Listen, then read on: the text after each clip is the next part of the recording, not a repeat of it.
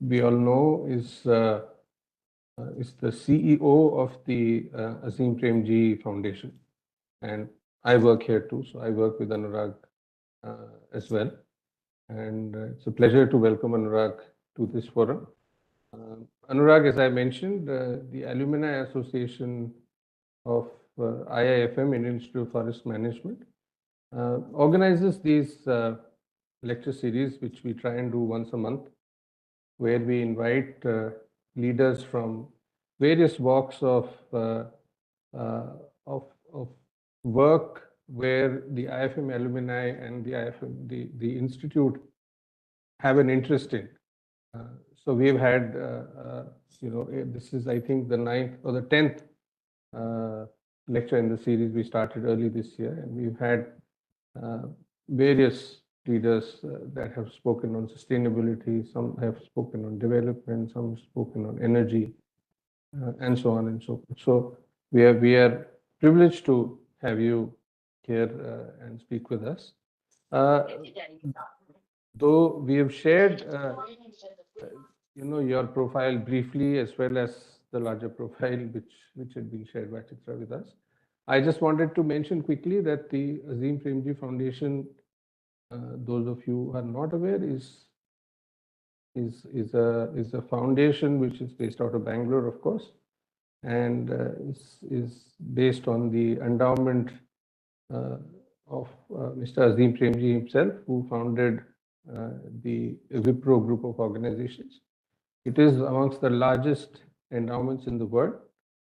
And so currently, the foundation has 3 verticals, if I can explain it like that.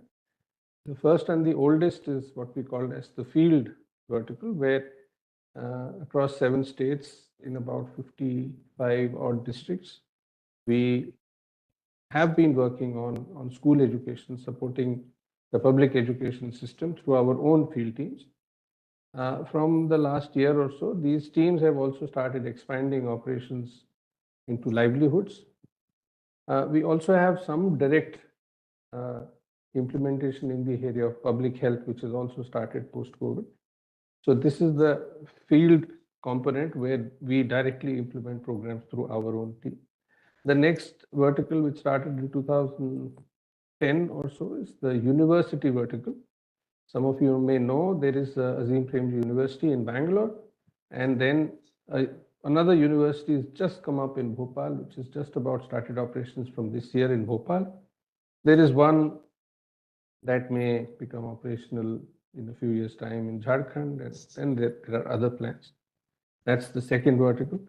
And the third vertical is what is called as the philanthropy, where we support civil society organizations across the country to work with the poor and marginalized households under various thematic areas, including agriculture, forestry, water, access to justice, various kinds of work with children, with youth, various thematics around gender, and so on and so forth. So that's who we are briefly, and Anurag has been looking at all these verticals in different capacities across several years now, and you can read the profile we shared, a detailed profile that we had shared.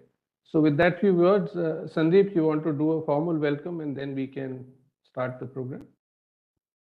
Yeah, sure. So thank you, Nikhil, for the introduction, and I want to thank Anurag for joining us. I think you may be the first speaker in our series, which we affectionately call FOIL, Friends of IIFM Lecture, who is from the development sector.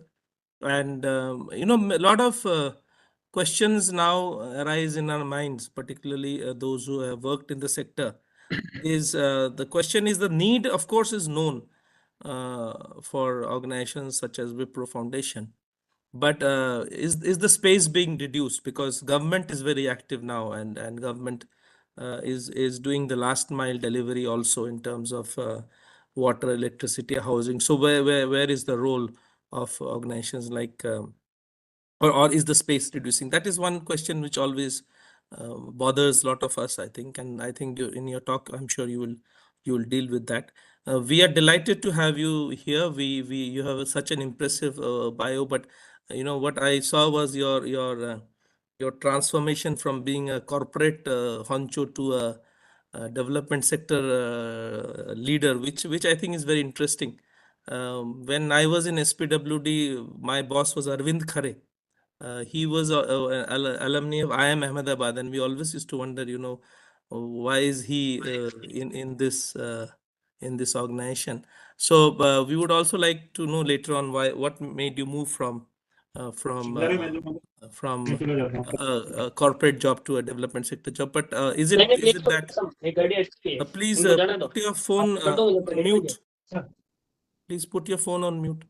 Whether it is because the development sector organizations also need managerial or corporate structuring and management. So these are the things which at least interest me, and I would like to know from you. But thank you for joining. As Nikhil mentioned, we have had very eminent people featuring in our series, and we started with Eric Solheim, and the last speaker was, I think, from the DG of ISA. So a lot of eminent people have come and spoken to us, and also it has helped us in building relationships and networks. And as many students also join, the constant query would be if there are opportunities for employment in your huge organization. So I think some of us will also raise those questions. So with this, I hand over to you. We look forward to hearing from you. Thank you. Thank you, Sandeep. Thanks, Sandeep. Over to you, Anurag. Yeah. Thank you, Sandeep. Thanks, Nikhil. Good evening, and a pleasure to be here with you all. What I will do is, as suggested, I'll perhaps speak for a bit, and then it's better to have a chat. So, the topic is the future of development work in India. And it's such a broad topic that one could take it anywhere one pleases, right? So I'll start with a few specifics. And when I say specifics, they're in a certain direction. And then perhaps I'd like to address, Sandeep, what you talked about a bit. That was not my intention, but since you said about the space of civil society, that also I'll perhaps refer to. Couple of things, and I'm just tempted to do this clarification right at the beginning, that we are entirely distinct from Wipro Foundation. So Wipro Foundation is Wipro's corporate social responsibility stuff. We are, set up by Mr. Premji with his personal wealth. So we have a Chinese wall between us because of corporate governance norms. They do their stuff, and we do our stuff. The second thing is not really a clarification, but I have a certain, let's say, bond with IIFM, which is not because I'm myself an alumnus, but I am from Bhopal. So I've grown up, I've seen IIFM grow up in front of me, and since my parents live there, and like Nikhil said, our second university is in Bhopal. So over these past 50 years, I would say, Bhopal has been home for me. So it's home for you also, all of you, in some way. So we have that connection. So future of development work, and I think if one is thinking of something or talking about something as broad as that, perhaps the one useful way of looking at it is that what could be the forces or vectors at work which are underlying in the development sector, and which then will determine a few things, and certainly what's going to happen, the kind of work that we do, and so on. So let's look at let's say two, I think, key vectors or key forces. And these are important, but because they are in some senses a departure or a change in course or change in direction for the development sector from the past 40 or 50 odd years. And that's not to suggest that these forces have not been there before, but they have taken a certain kind of shape over the past 30, 40, 50 years. And at least I see them taking a different direction now. The first, as I've sort of christened them, vectors or forces. The first vector, I feel, is politics, right? And I am using the word politics in its broadest sense. I'm not using the word politics in a narrow sense of electoral politics. I'm using the word politics in its broadest sense about how do we live together, how do we resolve our differences together, and that's in India, across the world. So I think politics as one of the key drivers, key underlying dynamics of the development sector had receded in the background. So if I were to look at the 80s, 90s, I think through 80s, 90s, politics receded in the background. And at the cost of oversimplification, what's happened to the development sector is that it's become a lot more technocratic. And I think that's giving way, and it will give way further. And it's not as though it's particular to the development sector, but we can see it all around the world, whether it's geopolitics or whether it is community politics. We can see that the accepted political consensus, the accepted mechanisms, methods of living together, they are going through significant shift. So it's perhaps not peculiar. Human societies go through these kind of shifts. We are now quite familiar how far-fetched the idea of the end of history was, in the late 80s and early 90s when Fukuyama wrote that. And that's just sort of symbolic of the kind of stuff that is going on. So I think there has been a trend in the development sector which has made it technocratic over the past 30, 40 years. And I feel that there is a significant unwinding of the political consensus across the world, and certainly its implications in India. And therefore, it has implications deeply on the development sector, very deeply on the development sector. So that's the first one, and we'll return back to this when we talk about it, right? The second thing is, I think, even longer than this matter of political consensus that I'm talking about, even longer than the political consensus, the development sector has been very significantly driven by, influenced, informed by, let me just call it, ideology and abstractions. And I think there is a trend, and I think there'll be a growing trend for versus ideology reality, versus abstraction specificity, right?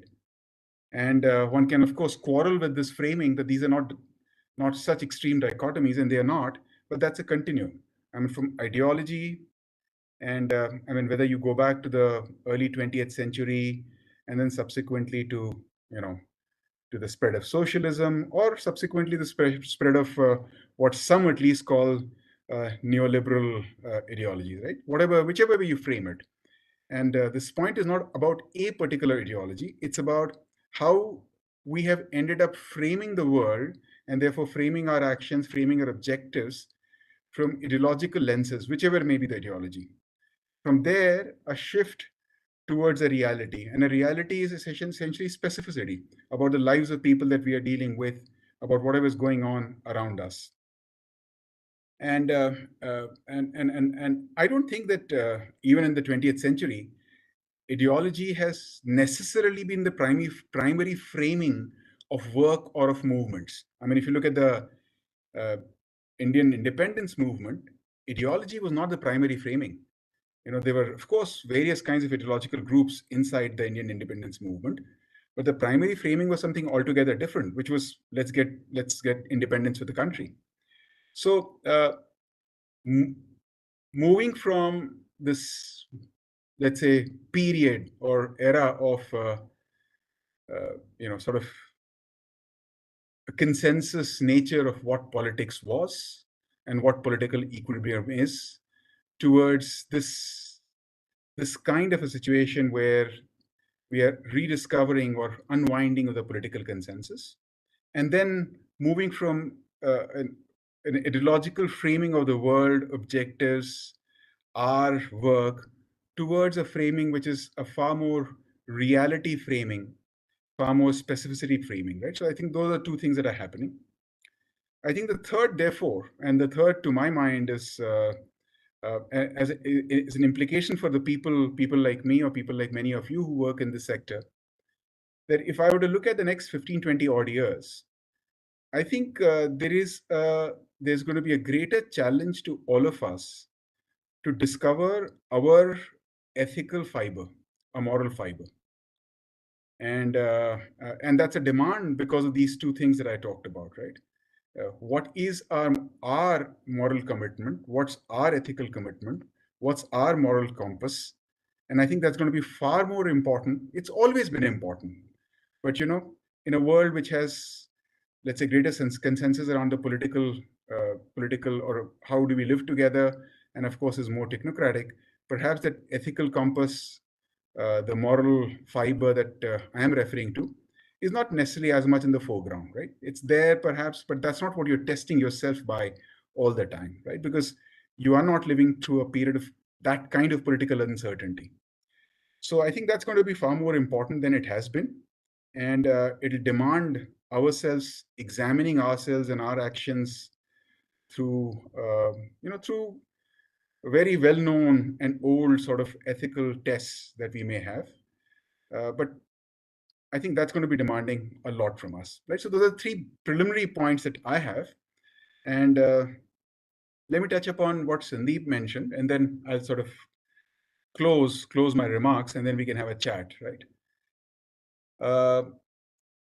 And Sandeep's point was that given the fact that the government is into services and is there at the last mile, and so on and so forth. So where's the space for the development sector, right? So I think, and the reason I pick up that point is because that point relates, in my mind, to the three things that I was mentioning, and relate to that. But even without relating to that, I think that the development sector will continue to have a significant and a useful role to play at two levels. One, the deeper level is the connection to the 3 points that I was mentioning, and I'll come to that later. But the first one is, I think the development sector, the kind of things it can do, and the flexibility that it has, that the state has much less of. So in very simple and other words, the development sector can get outstanding people, 10 of them, to live in the most difficult of places very quickly meaning as compared to the state, and they can do and try and do wonderful things, take risks, try and do new things, experiment with solutions, right? And really bring that kind of thing to weigh on the ground at that reality. Now, for the state to be able to do that, it's very, very hard. I mean, let's say, I'm somewhere in Chhattisgarh today, right? I've just come back from a block called Nagri. Nagri is about roughly 3.5 hours away from here. Now, if I were to look at the state institutions there, the District Institute of Education and Training, which is there for Dhamtari district, and so on and so forth, we know how the government, the state does what it does, and it does very many things very well. And the spread and the depth it has achieved is quite remarkable. However, in Nagri, I mean, if livelihoods have to be improved and new things have to be experimented with, while SRLM can do stuff, but the kind of innovation and risk that is required, that the state is finding very hard to do. So you have to have a bunch of people, and those bunch of people are very hard to get collected by the state, right? And it's civil society, development sector people who actually go ahead and do it. And once that's done, they sort of lead, or they're the vanguard in some way. Then perhaps the state can take on, right? So at that very instrumental level, I would think that for a very long time, because of the flexibility and the capacity that the civil society has to attract people, or to not attract people, to actually include people who are inspired, right, to go and work in these difficult places, I think the development sector or civil society will always have a role to play. More importantly, I think at a very fundamental level. And so let's assume for a minute that this thing is not there. I think civil society has a fundamental, basic role to play in society. And I mean, you have state, you have the markets, uh, you know, and you have civil society, right? And I mean, you can add to that. You can have what are called the fourth estate institutions. You can also have media, but civil society needs to be there to, and in very simple ways, to be the voice and the consolidator of the interest of society outside the state, right? The state is only one sort of an institution, and the notion that somehow state is the only institution that represents society, or brings together society, is an inadequate notion, and we know that from history, right? So therefore, I think civil society will have a role to play forever, right? So I mentioned 3 points that are, which were not really, not necessarily new to you, but I think they are very important for the civil development sector over the next 20, 25 years. And then I had a brief sort of take on that particular point that Sandeep had mentioned. So with that, Sandeep and Nikhil, I will stop and we can have a chat. Okay, sure. Thank you, Anurag, and people on the online. Please, you have any questions, comments, please go ahead and ask, or share your views too. I mean, if you have any reactions. I see one hand up. Anirudh, please go ahead. Introduce yourself a little and then ask your question or comment. Hi, Anurag, and hi, Sandeep, Nikhil sir. It has been a pleasure to hear you all.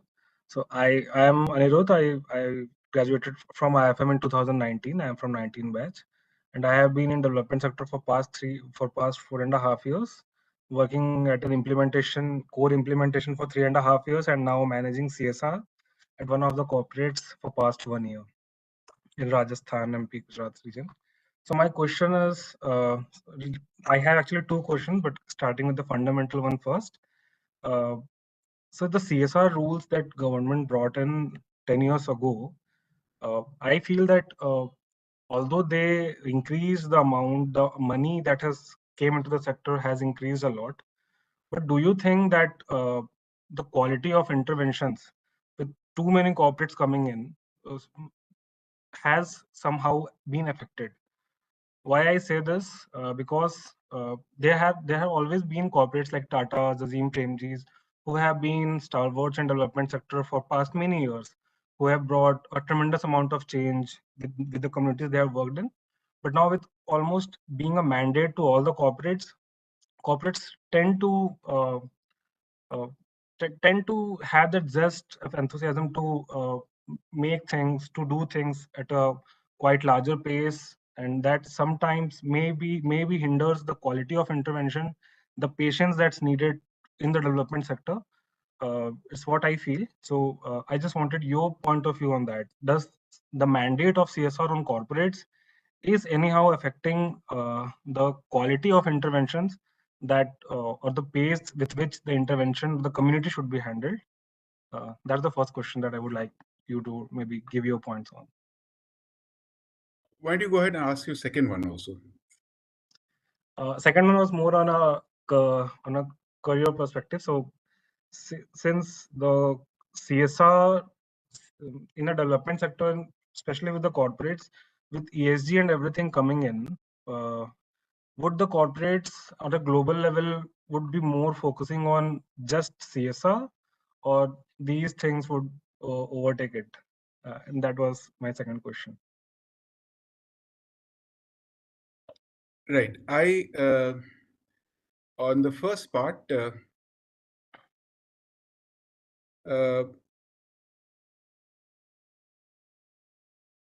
point one is that,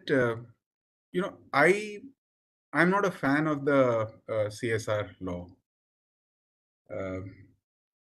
I don't think that companies should be forced to spend any part of their profits or anything towards corporate social responsibility. I don't think that should be done. And I think, to me, it's a matter of principle that it should not be done. If corporates want to do it, they'll do it. If they don't want to do it, they don't do it. Business enterprises are supposed to be discharging their social responsibilities through various mechanisms, including by doing ethical business practice. And the government can and should tax them adequately instead of giving them tax rebates, right?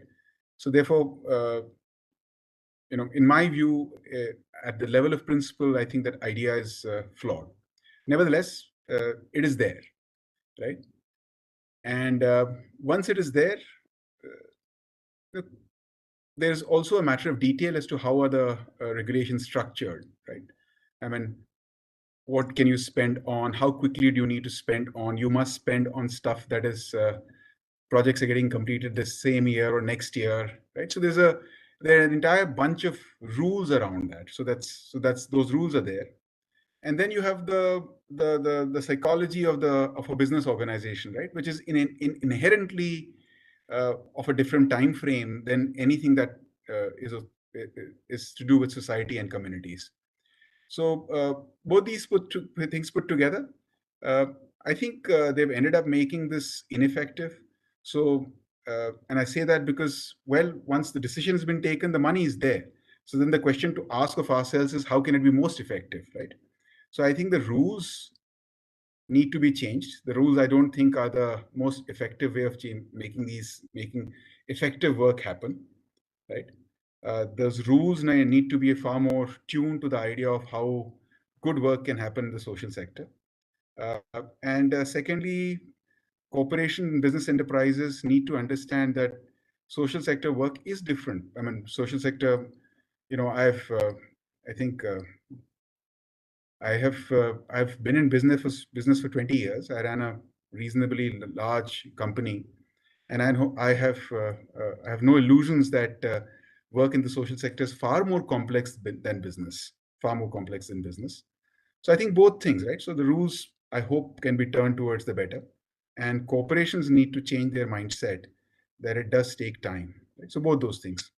From a career perspective, I mean, if you're talking about India, I don't think anything much is going to change. Because you have this very significant CSR norm. So the CSR stuff will continue to grow. There's no question about that. Of course, ESG is an important thing. ESG is being demanded. The more our companies are looking globally, the more there's a demand for ESG to happen. Therefore, ESG is an important element in it, right? But in any case, social responsibility is a part of CSR, is a part of ESG. So that itself will be a fillip further and further for CSR. So it's not just the 2% mandate, but also ESG driving CSR. So CSR will continue to grow. And I only hope that both from a perspective of corporations and from the rules, it can sort of review what has happened over the past 5-7 years and make it more effective. Thanks. Thank you, Anurag. Utkarsh, I see your hand raised. Can you please ask your question or comment? Yes, good evening, sir. Sir, I am a graduate of 22 batch, and I am currently working in Jivika, Bihar State's SRLM as a YP KMC, Knowledge Management and Communication. So, sir, my question was that as I am working in SRLM, so I'm on a YP position, and I am seeing that many of my colleagues are consultants from different organizations and consultants hired by Bihar's SRLM. And also, I see that other civil society organizations come in for the capacity building of the staff, such as currently Pradhan came for gender sensitization in our organization. So, sir, my question was like, as the SRLMs are expanding their reach and are getting better day by day. So, what do you think that after 20 years from now, how the roles will change? Like for the civil society organizations, which will be the uh, positions which it should be a prediction like uh, which positions would be most in demand, like what skills would be most in demand after 20 years from now.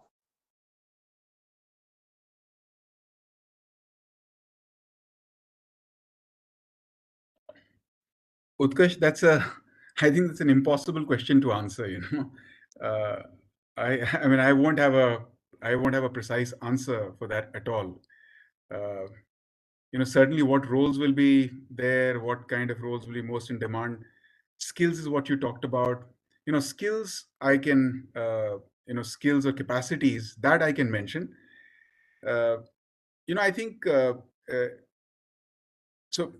Just so that I'm clear, I don't think it's possible for me to be able to make any predictions about roles and what will go where. I have no idea at all. I can say some things about capacities, right? And I think what I can say about capacities is that we meaning not the group here, but we tend to make too much of what I will call shallow capacities or skills. Shallow capacities or skills.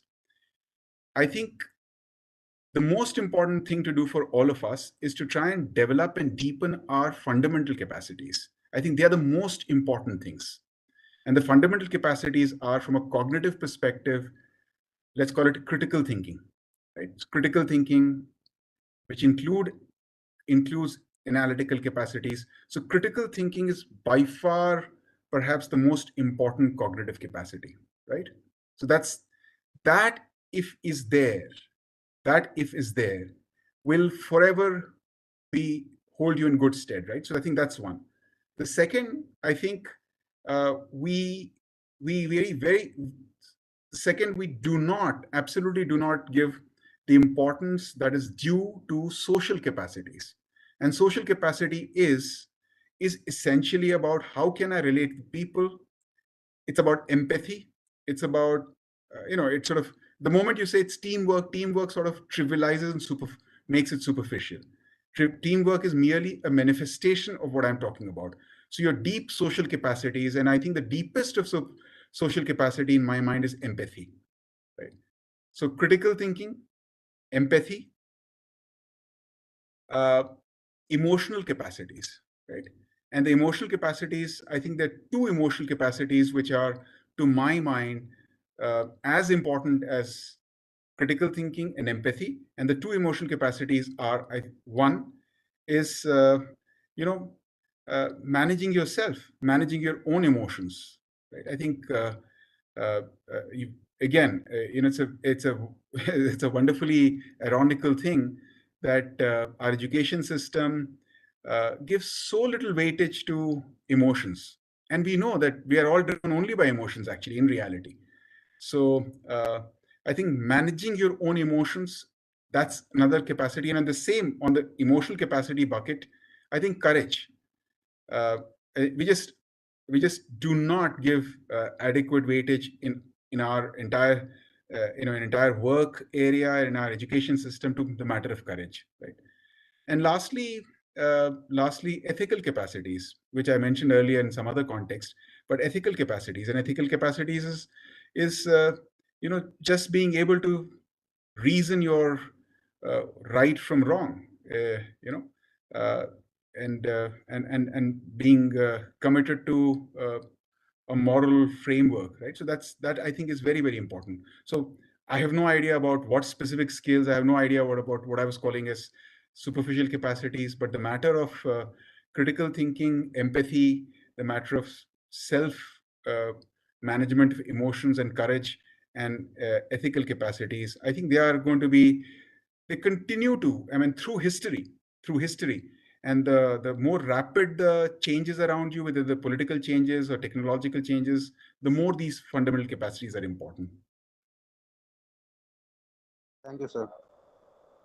Thank you. Arun, you're next in line. Arun. Arun, are you there? I don't think he is. Okay, we'll come back to Arun. Sneha.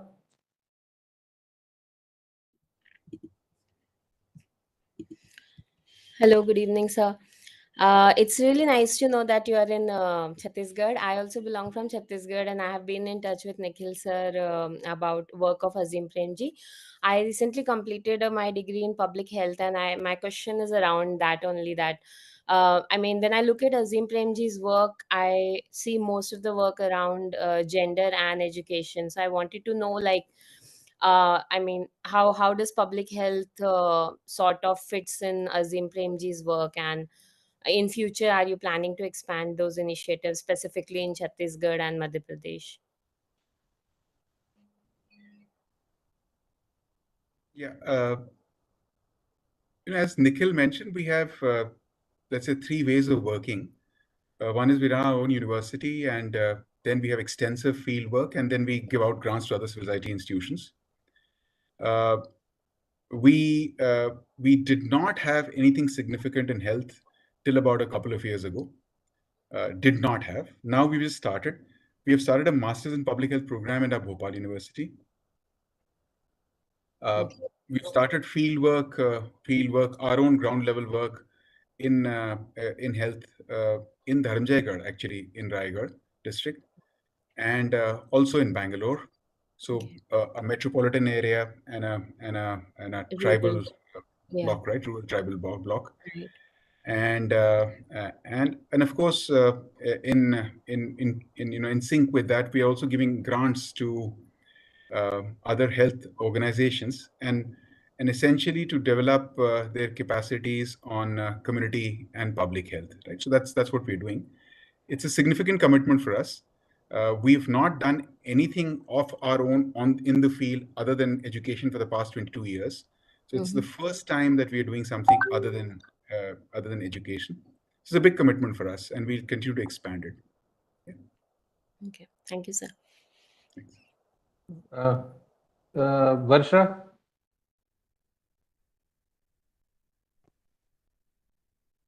Varsha, can you hear us?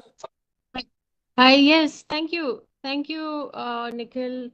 Anurag, it was lovely to hear you talk about your perspectives on the role of civil society at the development sector.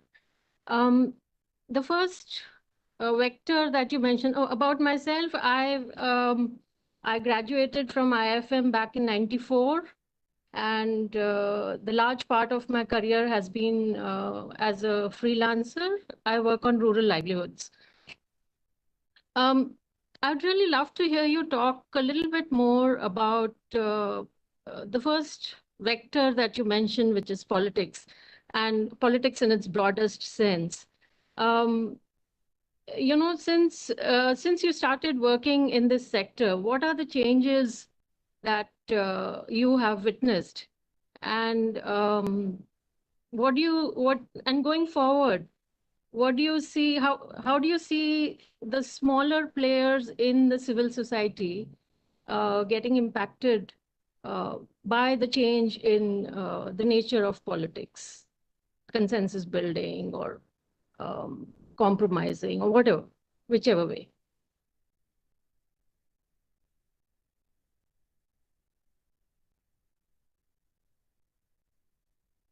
Is the question clear, Yeah, Anurag?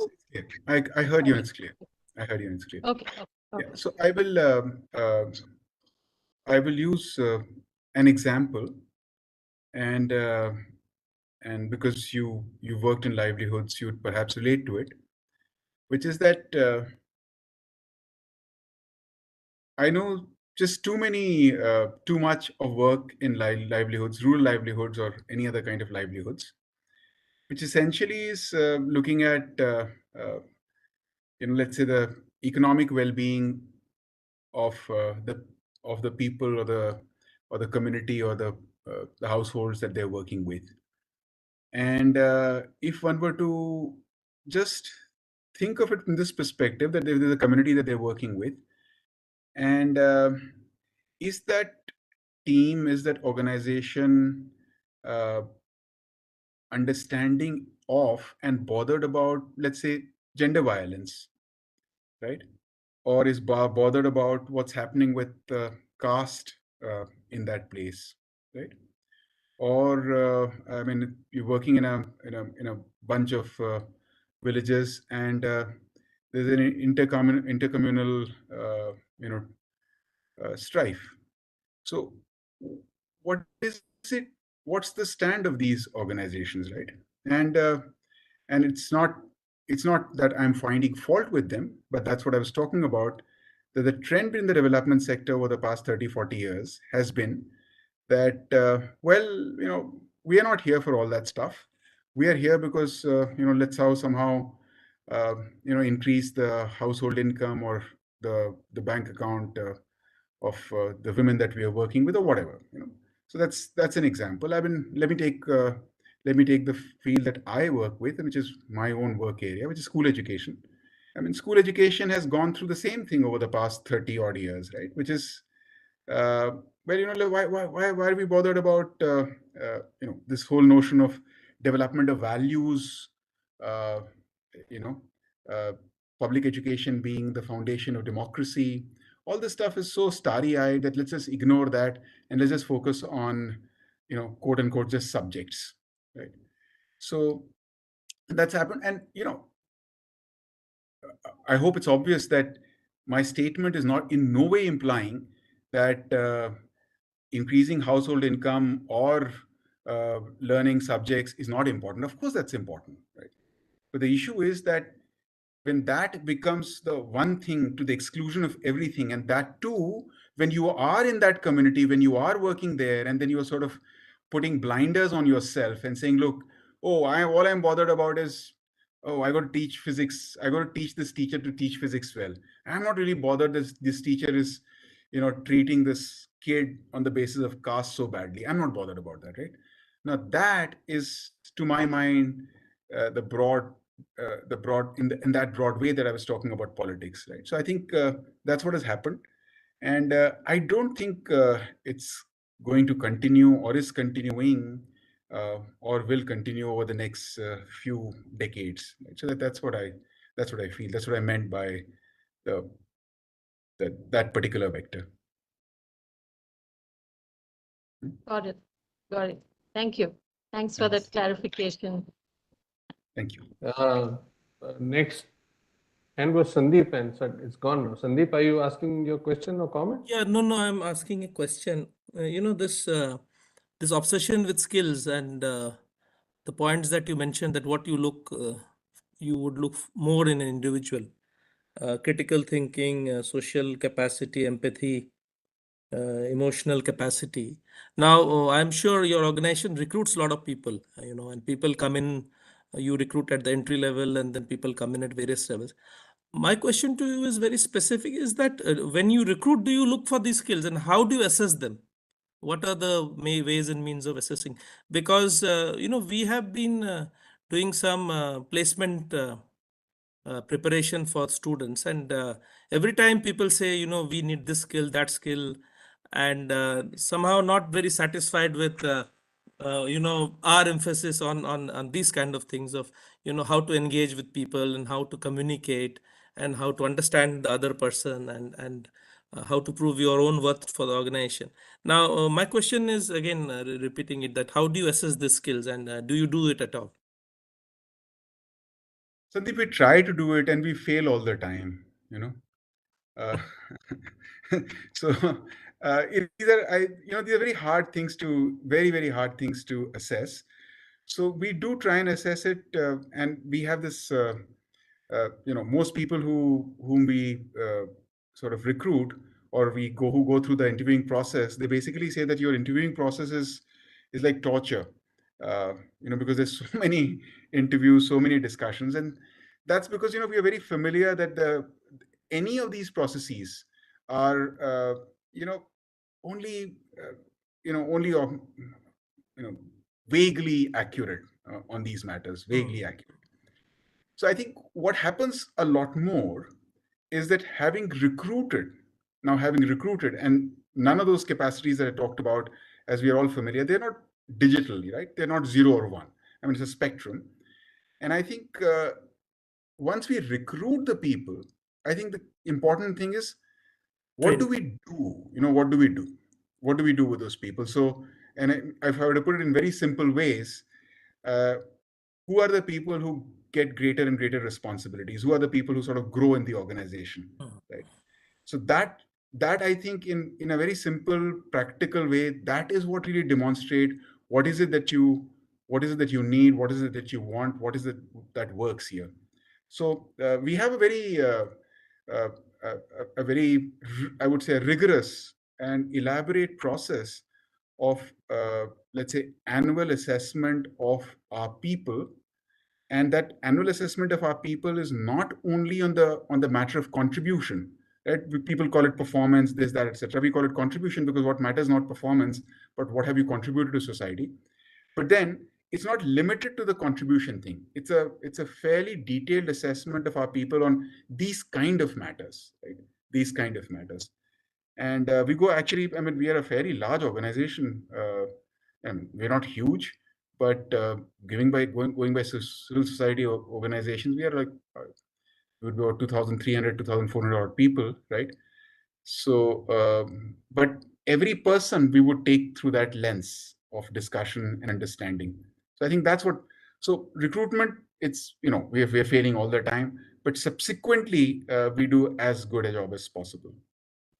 Yeah, thank you.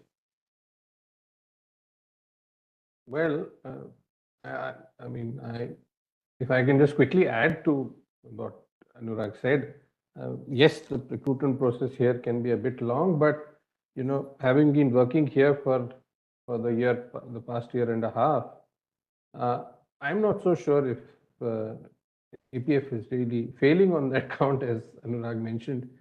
At least in this office, I mean, I've now been working for 2.5 decades, and in this space, I think this is by far the safest office, and I'm using the word safe in a broad sense, that I have worked in, and that's saying a lot. I've been, I've worked in several organizations, and I've been exposed to the work and workings of various organizations in the sector, and I really feel that while of course we could obviously do better and so on and so forth, but as a group of people that are brought together to work on this, I truly feel that this is at least what I have seen in my limited experience, the safest organization to be a part of. Yeah. Any more comments or questions? We have time for maybe one or two. Arun, are you back? We missed you last time when you raised your hand, but then you dropped off. Arun? No, I don't. So there are some comments. Ankit Malani is there. Ankit Malani. Is he asking a question? Yeah, he's raised his hand. Yeah. Go ahead, Ankit. Hi, thanks, Nikhil.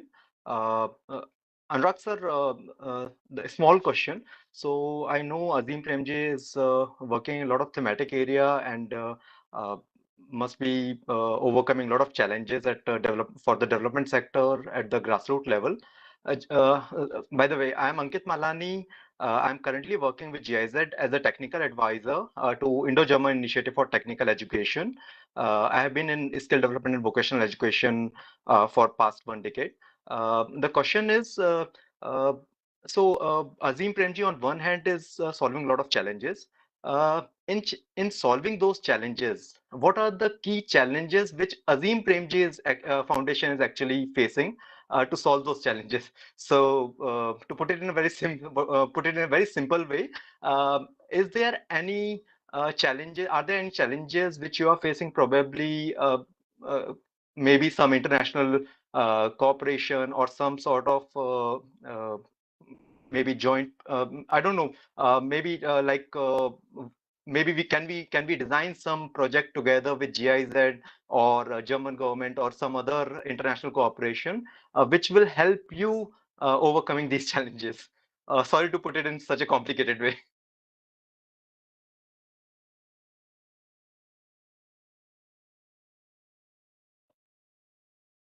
Ankit, our biggest challenge is to get good people to live in the nagaris of the world. That's our biggest challenge. So, I mean, we have teams in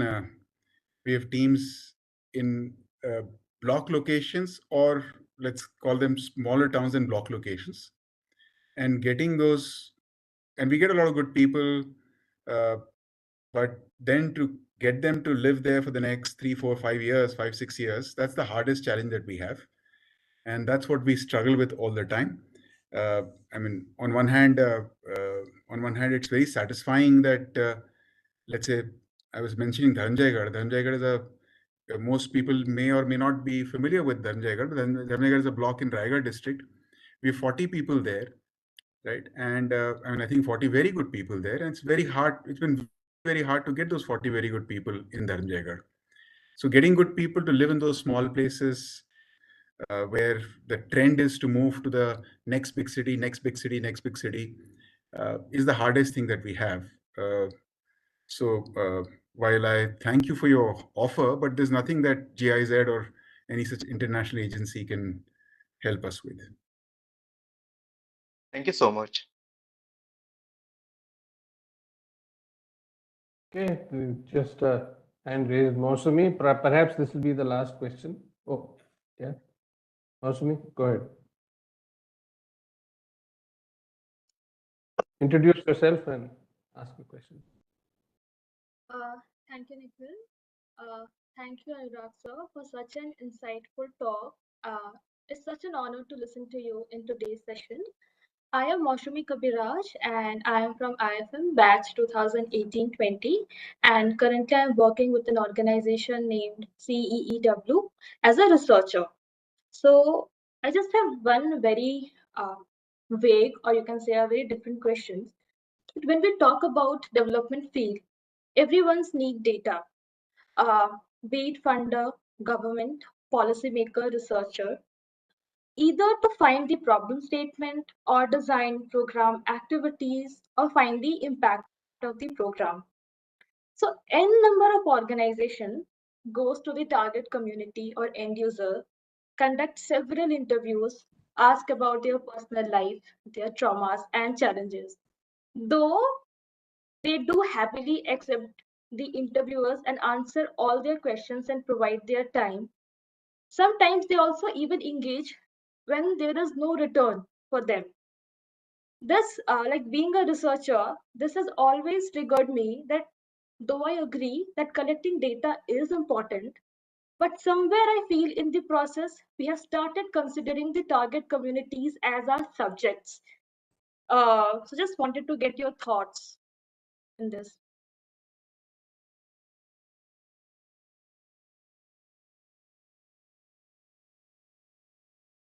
Yeah, I agree. I mean, my thought is that I agree. I think it's a significant problem, and I think, to my mind, the real, or the core, I won't say the real, but at the core of the problem is disconnection. And what I mean by disconnection is that people might, like me, we sit in Bangalore or in Washington DC or some such place, and we are not understanding of the ground. And when we are not understanding of the ground and the reality out there, we are looking for more and more data. And no amount of data will actually serve the purposes that a deep connectedness with the ground can serve.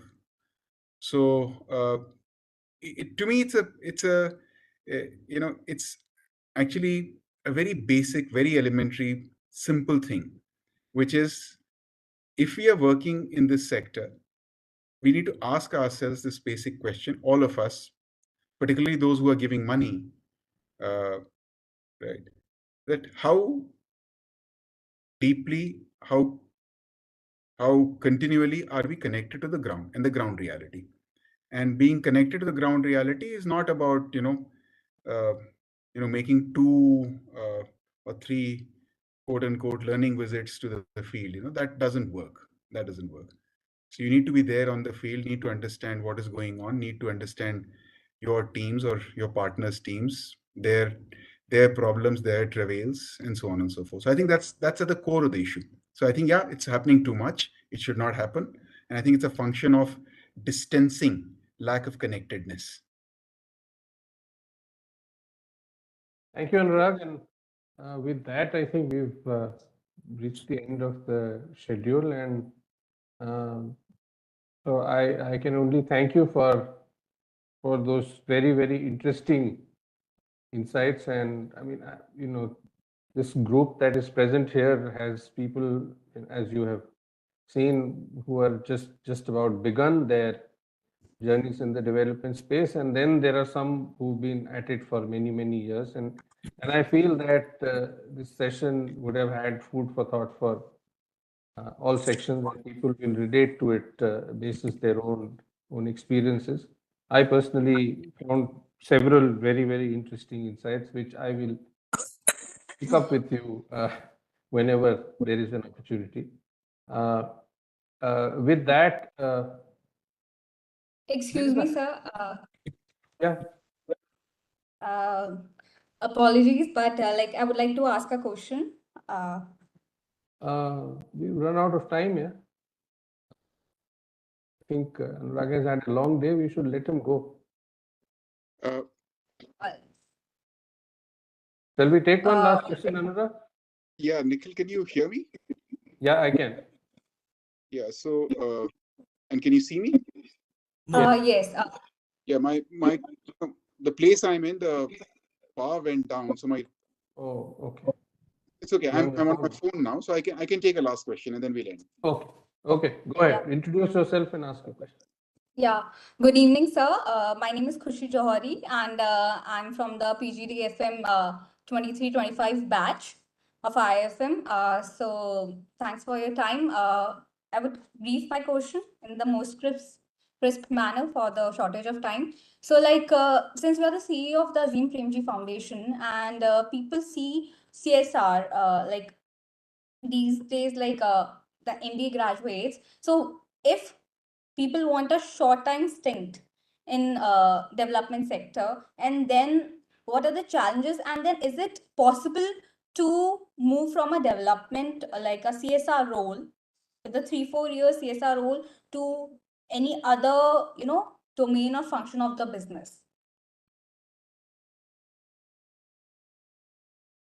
I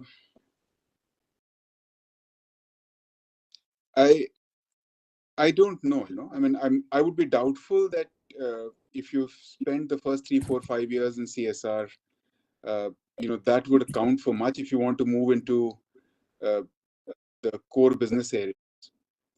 Could you move after 3, 4 years into core business areas? Yes, of course I would. I would think you could move, because there's nothing that stops people from moving so long as they have the capacity to move into different kinds of roles.